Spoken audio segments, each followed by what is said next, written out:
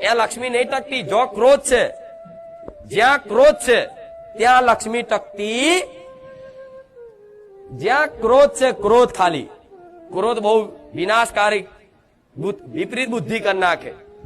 ક્રોધ જેની અંદર વધારો હોય, ચીડિયો સ્વભાવ જેનો હોય, એની જોડે બહુ લક્ષ્મી નહીં ટકે. કદાચ ટકશે ને તો ક્યાંક ને ક્યાંક હલવાઈ જશે ગમે તે બાબતે.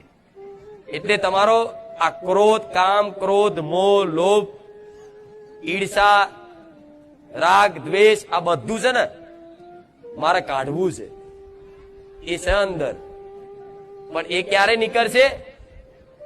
જ્યારે તમે રોજ અહીં આવતા જતા રહેશો, મારી વાતોનું પાલન કરશો, તારે આ બધા કામ, ક્રોધ, મોહ, લોભ રૂપી રહિત થઈ ગયા ને એટલે આખો સંસાર તમારો, આખી દુનિયા તમારી સમજી લેજો.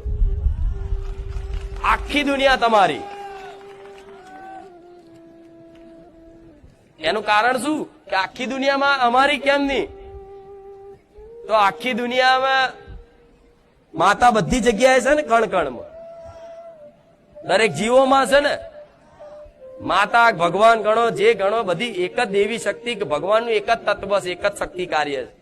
બધાના રૂપ એક. ભગવાને અલગ અનેક રૂપોમાં લીલા કરવા માટે આ રચાયું છે. નહીં તો ભગવાન બધાનો એક જ છે. મારો તમારો બધાને, જેમ મારી ઉત્પત્તિ ભગવાનથી થઈ એવી તમારી ઉત્પત્તિ ભગવાનથી જ થઈ છે. આ શું ખોટું? તો કદાચ તમે દીકરા છો, હવે દીકરાની પાછળ એના બાપનું નામ આવી જાય હોય, તે બાપની જેટલી બી મિલકત હોય એ દીકરાના નામે આપે રૂપિયા, એનો હક બને કે નહીં? હું શું કઉ છું સમજો. તમારા ઘેર તમે છો, તમારી પાછળ તમારા પપ્પાનું નામ લખાય છે કે ફલાણા ભાઈ, ફલાણા ભાઈ. તો પાછળ પપ્પાનું નામ આવતું હોય તો પપ્પાની જેટલી મિલકતો હોય એ બધી મિલકત ઉપર તમારો અધિકાર કહેવાય કે નહીં? કહેવાય કે નહીં?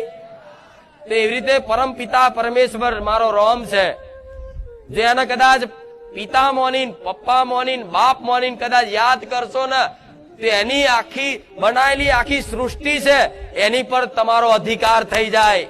એ રોમની કૃપા.